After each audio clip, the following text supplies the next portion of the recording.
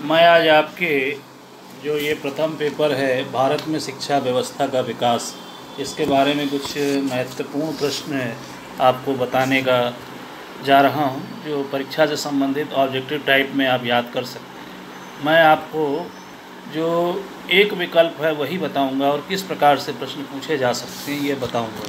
तो देखिए, भारतीय शिक्षा का जो आरंभ है वह लगभग 4000 से 5000 वर्ष पूर्व हुआ था, परंतु इसकी व्यवस्था का जो अध्ययन है का जो पहला काल है उसको वैदिक काल के नाम से जाना जाता है। वैदिक काल का अर्थ ये होता है जहाँ पर वेदों से संबंधित शिक्षा दी जाती थी, जिनका मुख्य उद्देश्य यही था कि वेदों का ज्ञान छात्रों को कराया जाए।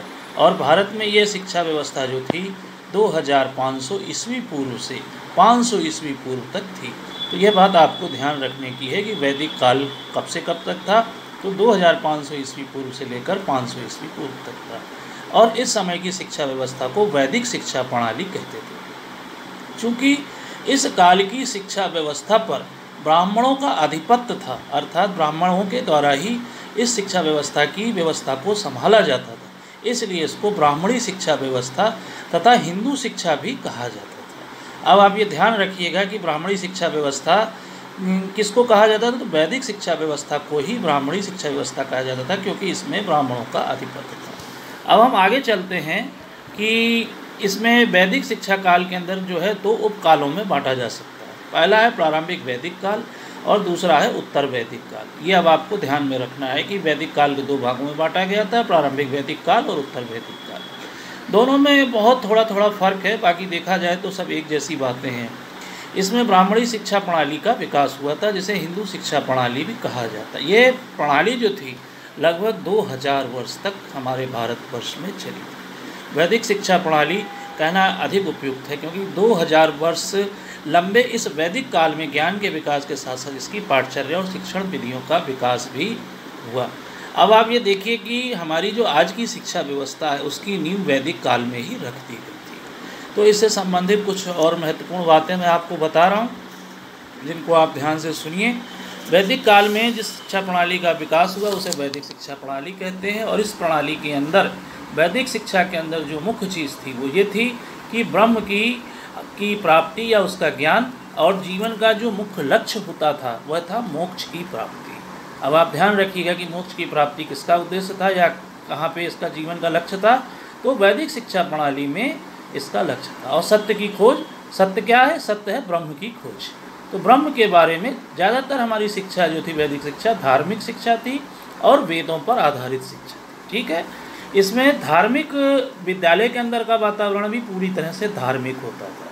ठीक है, धार्मिक वातावरण में शिक्षा दी जाती थी विद्यालयों के अंदर भी। और छात्रों के लिए ब्रह्मचर्य का पालन करना सर्वोत्तम आवश्यक होता था। ठीक है, ब्रह्मचर्य के पालन की बात की जाए तो वैदिक शिक्षा के लिए अनिवार्य था।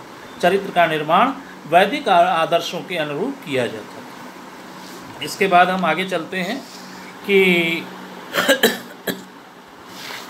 शिक्षा का मुख्य उद्देश्य क्या था। तो देखिए, वैदिक कालीन शिक्षा का मुख्य उद्देश्य था आध्यात्मिक विकास करना, ठीक है, और मोक्ष की प्राप्ति करना। शिक्षा व्यवस्था जो थी दो प्रकार की विद्याओं का प्रचलन था, दो प्रकार की शिक्षा व्यवस्था थी। एक विद्या को कहा जाए तो दो भागों में बांटा गया था। एक थी पराविद्या और दूसरी थी अपराविद्या।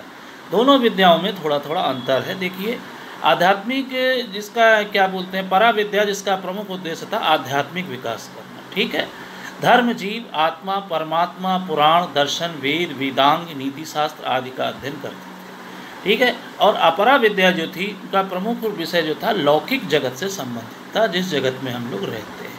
तो जो इस जगत से परे की विद्या थी वो थी पराविद्या, और जो इस जगत से संबंधित विद्या थी उसका नाम था अपराविद्या। ये आप याद रखिएगा, अगर आता है तो इसमें अपराविद्या लगाइएगा कि लौकिक जगत से संबंधित विद्या कौन सी थी, तो अपराविद्या थी। ठीक है, इसके अंतर्गत जो विषय पढ़ाए जाते थे वो थे अंकशास्त्र, इतिहास, राजनीति शास्त्र, ज्योतिष, भूगर्भ विज्ञान, भौतिक शास्त्र आदि।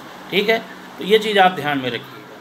ब्राह्मण बालक धार्मिक कृत्यों का विशेष अध्ययन। इस काल के अंदर एक चीज़ और थी कि जो शिक्षा व्यवस्था थी वो जाति के आधार पर बटी हुई थी, विभिन्न वर्गों के वर्ण के अनुसार बटी हुई थी। जैसे ब्राह्मण जो बच्चे थे उनको धार्मिक कृत्यों की शिक्षा दी जाती थी। क्षत्रिय बालक जो होते थे उनको युद्ध करना, रण कौशल, कला करना, ये सब युद्ध से संबंधित बातें सिखाई जाती थी। वैश्य को व्यापार करना, व्यावसायिक जगत की बातें सिखाई जाती थी और क्षत्रियों को भी युद्ध करने से संबंधित बातें। शूद्र जो थे सेवा कार्य को किया करते थे। इस तरह की हमारी शिक्षा व्यवस्था थी और इस युग में शूद्र लोगों को उच्च शिक्षा प्राप्त करने के उतने अधिकार नहीं थे। प्रारंभिक इस शिक्षा के अंदर, इस वैदिक काल में है प्रारंभिक स्तर की शिक्षा पाठचर्या में भाषा, व्याकरण, द्वंद्वशास्त्र और गणना का सामान्य ज्ञान, सामाजिक व्यवहार एवं धार्मिक क्रियाओं को प्रशिक्षण प्राप्त कराया जाता था। तो ये पाठचर्या की बात की जा रही है कि प्रारंभिक स्तर पर छात्रों को क्या पढ़ाया जाता है। ठीक है, तो ज़्यादातर जो बातें थी वो सामाजिक व्यवहार से, धार्मिक क्रियाओं से और नीति शास्त्र से संबंधित होती थी। जब बात उत्तर वैदिक काल की आती है, ये प्रारंभिक वैदिक काल की बातें थी, उत्तर वैदिक काल में जो था नीति प्रधान कहानियों का जोड़ दिया गया। अब यदि प्रश्न आपके पास आता है कि नीति प्रधान कहानियाँ किस काल में पूछी जाती थी, तो उत्तर वैदिक काल में पूछी जाती थी। यह आप याद रखिएगा। ठीक है, हमारे पास यदि कॉन्सेप्ट क्लियर रहता है तो आप ये मान के चलिए आप प्रत्येक प्रश्न का उत्तर दे देते हैं। उत्तर वैदिक कालीन उच्च शिक्षा की जो पाठचर्या थी उसमें दो भागों में बांटा गया था, सामान्य व विशिष्ट, दो भागों में विभाजित। इस स्तर पर संस्कृत भाषा व उसका व्याकरण तथा धर्म व नीति शास्त्र की शिक्षा अनिवार्य रूप से दी जाती। ठीक है, वैदिक काल में शिक्षा का माध्यम क्या था? संस्कृत भाषा के अंतर्गत शिक्षा दी जाती थी। ठीक है, और सामान्य शिक्षा के अंतर्गत रखा गया था। और विशिष्ट शिक्षा के अंतर्गत जो था वैदिक काल के अंतर्गत जो था कर्मकांड, ज्योतिष, आयुर्विज्ञान, सैनिक शिक्षा, कृषि, पशुपालन, कला कौशल और राजनीति शास्त्र को रखा गया था। यदि इन विषयों के संबंध में पूछा जाता है तो ये सभी विषय जो थे विशिष्ट शिक्षा में रखे गए थे। ठीक है, और शिक्षा व्यवस्था हमारी दो भागों में बटी थी, सामान्य शिक्षा और विशिष्ट शिक्षा। तो सामान्य शिक्षा के अंतर्गत जो आश्रम से संबंधित बातें थी, नीति शास्त्र, धर्मशास्त्र, संस्कृत भाषा, ये सारी शिक्षाएं दी जाती थी। ठीक है, ये चीज़ें आप ध्यान में रखिएगा। वैदिक काल में शिक्षण कार्य जो था, सबसे बड़ी बात याद रखिएगा, मौखिक था। वहाँ लिखित प्रणाली नहीं थी, जिसके अंदर अब मौखिक था। तो कौन कौन सी विधि यूज की जाती होंगी? प्रश्नोत्तर विधि, शंका समाधान विधि, व्याख्यान और वाद विवाद विधि का प्रयोग किया जाता था। ये चीज़ आप याद रखिएगा। ठीक है, कि वैदिक काल के अंदर क्या किया जाता, कौन सी विधि थी? गुरुकुल में, आश्रम में गुरुजी बैठ जाते थे और उनको व्याख्या या दृष्टांत विधि के माध्यम से बोला करते थे। मौखिक होता था और छात्र उसको सुना करते थे। ठीक है, जैसे कथन, प्रदर्शन व अभ्यास विधि द्वारा भी कार्य कराया जाता था। ठीक है, प्रश्नोत्तर, वाद विवाद और शास्त्रार्थ विधियों का भी विकास इसी युग में हुआ था। शास्त्रार्थ विधि यदि पूछी जाती है तो प्रश्नोत्तर या वाद विवाद तो वैदिक काल के अंतर्गत किया जाता था। और इसी विधि का एक नाम और भी है जो आपको सुनने में ज़्यादातर मिला होगा, श्रवण, मनन और निधि ध्यासन। अगर ये विधियाँ पूछी जाती हैं आपसे कि किस काल की हैं, ये किस युग वैदिक शिक्षा से संबंधित हैं, आप इसका उत्तर यही दीजिएगा। ठीक है, इसके बाद हम चलते हैं कि एक तर्क विधि का भी इसमें प्रयोग किया जाता था और जो चारित्रिक शिक्षा देने के लिए कहानी विधि का भी प्रयोग किया जाता था और कक्षा नायकी पद्धति का भी प्रयोग गुरुकुलों में किया जाता था, अर्थात नायक भी बनाए जाते थे, कक्षा के नायक। ठीक है, इसके बाद हम आपको एक विशेष जानकारी और देते हैं कि वैदिक काल में जो बच्चों का प्रवेश होता था गुरुकुल के अंदर, वह अविवाहित बच्चों का ही होता था, विवाहित छात्रों को नहीं लिया जाता था। ठीक है, ध्यान रखिएगा इस बात। ब्रह्मचर्य का व्रत उनको कराया जाता था और उनको ब्रह्मचारी कहा जाता था। ठीक है, वे सदा सात्विक भोजन करते थे, सादा वस्त्र पहनते थे और व्यसनों से दूर रहते थे। तो ये सारी बातें उनकी मुख्य रूप से बातें हैं, ये आपको ध्यान रखना। ठीक है, इसके बाद हम चलते हैं कि जो गुरु होते थे वो शिष्यों को पुत्रवत स्नेह करते थे और उनको शिष्य जो होते थे वह उनको अपना पिता तुल्य माना करते थे। तो सबसे पहले एक बात, दूसरी बात यह है कि जो हमारे विद्यालय होते थे वो कैसे होते थे? तो आवासीय विद्यालय होते थे, अर्थात छात्र जो होता था गुरुकुलों में ही रहता था। ये बात आप ध्यान रखिएगा कि आवासीय विद्यालय वैदिक कालीन शिक्षा व्यवस्था में होते थे। दूसरी चीज़ और भी ध्यान रखने वाली ये है कि एक उपनयन संस्कार होता था। ये कब होता था? तो ये विद्यालय में प्रवेश के समय उपनयन संस्कार होता था। ठीक है, और बच्चों का क्या बोलते हैं, ये वैदिक काल में गुरुकुलों में भिन्न भिन्न वर्ण के बच्चों के प्रवेश भिन्न भिन्न आयु पर आधारित थे। ध्यान रखिएगा इस बात को। ब्राह्मण वर्ग के बच्चों का 8 वर्ष की आयु पर, क्षत्रिय वर्ण के बच्चों का 10 वर्ष की आयु पर, वैश्य वर्ण के बच्चों का 12 वर्ष की आयु पर प्रवेश होता था। ठीक है, ये सारी चीज़ें ऑब्जेक्टिव टाइप में आ सकती हैं, आप इनको बहुत ध्यान रखिएगा। और प्रवेश के समय उपनयन संस्कार होता था, ठीक है। ब्रह्मचारी के वस्त्र पहनाए जाते थे, उसके हाथ में मेखला धारण कराई जाती थी और हाथ में समिधा दी जाती थी और गुरु के सामने लाया जाता था। गुरु के सामने लाने के बाद हवन पूजा अर्चना होती थी और वह गुरु जो होते थे वह उसको शिष्य के रूप में स्वीकार करते थे और वह एक ब्रह्मचारी का जीवन जीता था, ठीक है। ये बात आप ध्यान रखिएगा। अगर आता है क्वेश्चन इससे संबंधित तो आप सही उत्तर पे ही टिक लगाएंगे, ठीक है। इसके बाद हम बात करते हैं पाठ्यक्रमों की कि पाठ्यक्रम कैसे होते थे। तो देखिए, छात्र गुरुकुलों का जो 12 वर्षीय सामान्य पाठ्यक्रम था अथवा किसी एक वेद का अध्ययन पूरा कर लेते थे उसे स्नातक कहा जाता था। 24 वर्षीय पाठ्यक्रम या 2 वेदों का अध्ययन पूरा करने वाले को वसु कहा जाता था। 36 वर्षीय पाठ्यक्रम या 3 वेदों का अध्ययन पूरा कर लेने वाले को रुद्र कहा जाता था और 48 वर्षीय पाठ्यक्रम 4 वेदों का अध्ययन करने वालों को, अब याद रखिएगा, आदित्य कहा जाता था। मेरा नाम आदित्य कहा जाता था जो 4 वेदों का ज्ञाता होता था, ठीक है। इस बात को आप ध्यान रखिएगा, ठीक है। 3 वेदों के ज्ञाता को रुद्र कहा जाता था और 2 वेदों के ज्ञाता को वसु कहा जाता था, ठीक है। और 1 वेद के ज्ञाता को स्नातक कहा जाता था। अब आगे चलते हैं, ये सारे प्रश्न आ सकते हैं। देखिए, वैदिक कालीन शिक्षा से संबंधित महत्वपूर्ण प्रश्न है। अब शिक्षा पूरी होने पर कौन सा समारोह होता था? तो देखिए, शिक्षा पूरी होने पर जो है समावर्तन समारोह होता था। इसका शाब्दिक अर्थ होता था वापस घर को आगमन।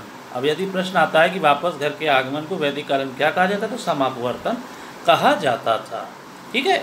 अब हम आगे चलते हैं कि वैदिक काल के अंतर्गत जो शिक्षण संस्थाएं कौन कौन सी होती हैं। यदि आप ध्यान में रखिएगा, हम बता रहे हैं आपको।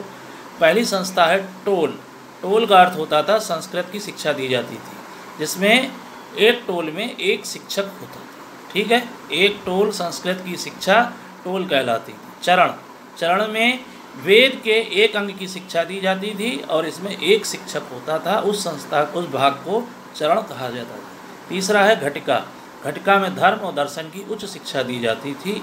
एक घटिका में अनेक शिक्षक होते थे। अगला है परिषद। परिषद क्या होती थी? परिषद में 10 शिक्षक होते थे। साधारणतः 10 शिक्षक होते थे और विभिन्न विषयों की शिक्षाएं दी जाती थी। अगला विद्यालय का स्वरूप है हमारे पास शिक्षण संस्था का विद्यापीठ। विद्यापीठ में व्याकरण और तर्कशास्त्र की शिक्षा दी जाती थी। विद्यापीठ में भी अनेक शिक्षक होते थे। विशिष्ट विद्यालय में जहाँ पर वैदिक विद्यालय व वेदों को और शूद्र विद्यालय में यज्ञ हवन आदि की शिक्षा दी जाती थी और ऐसे एक विशिष्ट विद्यालय में एक शिक्षक होता था। मंदिर महाविद्यालय। किसी मंदिर में संबद्ध मंदिर महाविद्यालय में धर्म, दर्शन, वेदों, व्याकरण आदि की शिक्षा दी जाती थी और यहाँ पर भी अनेक शिक्षक होते थे। ये चीज़ ध्यान रखिए। ब्राह्मणी महाविद्यालय। इस महाविद्यालय को चतुष्पथी कहा जाता था। अब आप ध्यान रखने की बात है कि चतुष्पथी किसको कहा जाता था, तो ब्राह्मणी महाविद्यालय को कहा जाता था, क्योंकि इसमें चारों शास्त्रों की अर्थात निम्नांकित 4 विषयों की शिक्षा दी जाती थी। कौन कौन से? दर्शन, पुराण, कानून और व्याकरण। एक ब्राह्मणी महाविद्यालय में एक शिक्षक होता, ठीक है। यहाँ हमने सभी विद्यालयों के नाम और उसमें पाए जाने वाले शिक्षकों के बारे में बताया है, आप ध्यान से सुन लीजिए। एक बार आप सुनिएगा तो आपको इसका कॉन्सेप्ट क्लियर हो जाएगा और आप इस महत्वपूर्ण प्रश्नों को उत्तर दे सकते हैं। विश्वविद्यालय की बात करें तो इसके अंतर्गत विभिन्न विषयों की शिक्षा दी जाती थी, जैसे वाणिज्य, चित्रकला, धर्मशास्त्र आदि। और ये जो विश्वविद्यालय थे हमारे वैदिक कालीन सभ्यता में, उनके नाम हम आपको बता दे रहे हैं। बनारस विश्वविद्यालय, नालंदा और तक्षशिला विश्वविद्यालय जो थे फेमस थे, ठीक है। इसके बाद ऋषि आश्रम हुआ करते थे। ऋषि उनको कहा जाता था जो गूढ़ ज्ञान प्रदान करते थे और ये आश्रम बनाकर रहते थे, तो इनके आवास को ऋषि आश्रम कहा जाता। इसके बाद है सम्मेलन। वैदिक काल में राजाओं के द्वारा जो धर्मशास्त्र या शास्त्रार्थ होता था उसको सम्मेलन कहा जाता था, ठीक है। तो कॉन्सेप्ट आप अपना क्लियर रखिएगा कि सम्मेलन किसको कहा जाता था। इसके बाद है परिव्राजाचार्य। परिव्राजाचार्य किसको कहते थे? जो आचार्य भ्रमण करके विभिन्न जगहों पे घूम घूम के धर्म और नीति की शिक्षा देते थे, उनको परिव्राजाचार्य, भ्रमण करने वाला आचार्य कहा जाता था। ये इसका शाब्दिक अर्थ है, याद रखिएगा, ठीक है। अब बात करते हैं जन शिक्षा की। तो जन शिक्षा का प्रचलन नहीं था, क्योंकि जन शिक्षा के अंदर बात की जाए तो शूद्रों को उच्च शिक्षा के अधिकार से वंचित रखा गया था, तो इसलिए वैदिक काल में जन शिक्षा की बात नहीं की जा सकती है। ठीक है। स्त्री शिक्षा की बात की जाए तो स्त्रियों को पुरुषों के ही समान यज्ञ करने, हवन करने और शिक्षा प्राप्त करने के अधिकार थे। इस समय की जो मुख्य स्त्रियां थीं वह थीं अपाला, विश्वधारा, रोमाशा, शाश्वती और घोषा जैसी विदुषी महिलाएं इस युग में थी। व्यावसायिक शिक्षा जो थी वैश्य वर्ग को दी जाती थी, जिसमें व्यवसाय करना और उसकी जो व्यावसायिक बातें होती थी उसका ज्ञान दिया जाता था। ठीक है। अब हम आगे चलते हैं कि ज़्यादातर वैश्यों को हीरे जवाहरात, कृषि, पशुपालन और खेती, मसालों का क्रय विक्रय आदि की जानकारी दी जाती थी। शूद्र लोगों को जीविकोपार्जन के जो कार्य सिखाए जाते थे वो सेवा कार्य होते थे। उनके कताई, रंगाई, बुनाई, वास्तुकला, चित्रकला और शिल्पकार की कार्य कराए जाते थे। देखिए, इस युग में धार्मिक शिक्षा को महत्व दिया जाता था। हस्तकला और काम करने वाली बातों को ऊपर जोर नहीं दिया गया था। शिक्षा का उल्लेख इस काल में मिलता है कि जो व्यावसायिक शिक्षा थी वो 3 प्रकार की थी, जैसे सैनिक शिक्षा, चिकित्सा शास्त्र की शिक्षा और वाणिज्यिक शिक्षा। ये 3 प्रकार की उच्च शिक्षाएं दी जाती थी। और इस समय के जो मुख्य शिक्षा के केंद्र थे वह थे तक्षशिला, मिथिला, केकय, प्रयाग, काशी, कांची। ये सारी शिक्षा के केंद्र थे। आप ध्यान रखिएगा कि वैदिक शिक्षा के केंद्र कौन कौन से थे? तक्षशिला, मिथिला, केकय, प्रयाग, काशी और कांची। ठीक है। इनके विश्वविद्यालय फेमस हैं हमारे पास, नालंदा विश्वविद्यालय, तक्षशिला विश्वविद्यालय, कांची का विश्वविद्यालय। ठीक है। अब बात करते हैं कि जो शिक्षा व्यवस्था होती थी क्या उसमें कुछ शुल्क लिया जाता था? तो वैदिक कालीन शिक्षा जो थी पूर्णतः निःशुल्क थी। ठीक है। शिक्षा का व्यापक अर्थ में शिक्षा को सत्य का अन्वेषण करना, सत्य की, ब्रह्म की प्राप्ति और मोक्ष प्राप्ति उसका उद्देश्य होता था। और गुरुकुल में छात्रों को आलस्य न करने की शिक्षा दी जाती थी और उनके नैतिक व चारित्रिक विकास की बात कही जाती थी। ठीक है। व्यापक पाठ्यक्रम की बात की जाए तो प्राकृतिक, सामाजिक और आध्यात्मिक तीनों पक्षों के विकास पर बल दिया जाता था। ठीक है। और व्यक्ति के सर्वांगीण विकास, मानव धर्म, अध्यात्म, ज्ञान विज्ञान, निधि ध्यासन के माध्यम से जीवन के संपूर्ण रहस्यों को समझाने का शिक्षा का प्रयास किया जाता था। ठीक है। इस समय की जो शिक्षा व्यवस्था थी उसमें जो विद्यालय जिसका गुरु का होता था उसका पूर्णतः अधिकार होता था, जिसको बोला जाता है स्वायत्त शिक्षा। ठीक है। बाहरी व्यक्तियों का, राजाओं का या प्रजा के अंदर जो बड़े लोग होते थे उनका कोई अधिकार नहीं होता था। स्वायत्त शिक्षा की बात यहाँ पर होती थी। और बाकी सहायता के रूप में जो समाज में लोग रहते थे वो सहायता उपलब्ध कराते थे। बाकी अधिकार स्वायत्त शिक्षा के अंतर्गत जिसका होता था विद्यालय, उसी गुरु का अधिकार होता था। ठीक है। छात्रों को वर्ण के अनुसार, वर्ण के आधार पर शिक्षा दी जाने लग गई थी उत्तर वैदिक काल में। पहले जो थी शिक्षा जो थी उनके अनुसार दी जाती थी, क्या बोलते हैं उनको, जो शिक्षा सीखना चाहती दी जाती थी, लेकिन शूद्रों को उच्च शिक्षा नहीं प्रदान की जाती थी। और वर्ण के अनुसार जब शिक्षा दी जाने लगी तो शिक्षा के अंदर कैटेगरियाँ बट गई। ठीक है। और इस समय की जो प्रमुख शिक्षा विधियाँ थी, व्याख्यान विधि, अनुकरण विधि, प्रश्नोत्तर विधि, विचार विमर्श विधि, श्रवण मनन और निधि ध्यासन विधि थी। ठीक है। अभ्यास व नाटक विधि, प्रयोग विधि का भी प्रयोग किया जाता था। देखिए, एक चीज़ ध्यान रखने की है कि उस समय मनोविज्ञान नहीं था, जिसके कारण कठोर अनुशासन की बात वैदिक काल में कही गई थी। ठीक है। मनोविज्ञान का प्रयोग नहीं था। शिक्षा का राज्य का उत्तरदायित्व तो नहीं होता था। शिक्षा व्यक्तिगत नियंत्रण में होती थी, जो मैंने आपको पहले भी बताया, जिसको स्वायत्त शिक्षा कहा जाता था। ठीक है। इसके बाद एक और भी चीज़ है कि वैदिक कालीन शिक्षा के अंदर रटने पर सबसे ज़्यादा बल दिया जाता था। रटंत विद्या के ऊपर बात की जाती थी। ठीक है। जिसके कारण क्या होता था कि छात्र मंत्रों को कंठस्थ किया करते थे, रटते थे। और आगे चलते हैं हम कि इस समय संस्कृत भाषा को ही महत्व दिया गया था, जिसके कारण जो अन्य लौकिक भाषाएं थी जो संस्कृत के अलावा थी उनको कोई महत्व नहीं प्राप्त हुआ। ठीक है। तो सर्वाधिक महत्व की भाषा कौन थी? संस्कृत थी। ठीक है। जनसाधारण की शिक्षा की उपेक्षा की गई थी और स्त्री शिक्षा को भी उतना ज़्यादा अधिकार प्राप्त नहीं था, जबकि स्त्रियां शिक्षा प्राप्त करती थी। गिनती की 4-5 महिलाओं के नाम इतिहास में उल्लेखनीय हैं, तो उतना ज़्यादा अधिकार प्राप्त नहीं था। लेकिन महत्व को नकारा भी नहीं जा सकता, क्योंकि स्त्रियों को पढ़ने की शिक्षा थी। ठीक है। वैदिक काल जो शिक्षा थी उसका मुख्य दोष था कि वह पूर्ण रूप से अप्राकृतिक थी, अमनोवैज्ञानिक थी और अनुशासन जो व्यवस्था जो थी इसमें बहुत कठोर थी। ठीक है, और इस शिक्षा व्यवस्था के अंदर धर्म को सर्वाधिक महत्व दिया जाता था। ठीक है, लौकिक शिक्षा और हस्तकार की शिक्षा से संबंधित किसी भी शिक्षा को कोई महत्व नहीं दिया जाता। ये हमारी वैदिक शिक्षा से संबंधित महत्वपूर्ण बातें थी।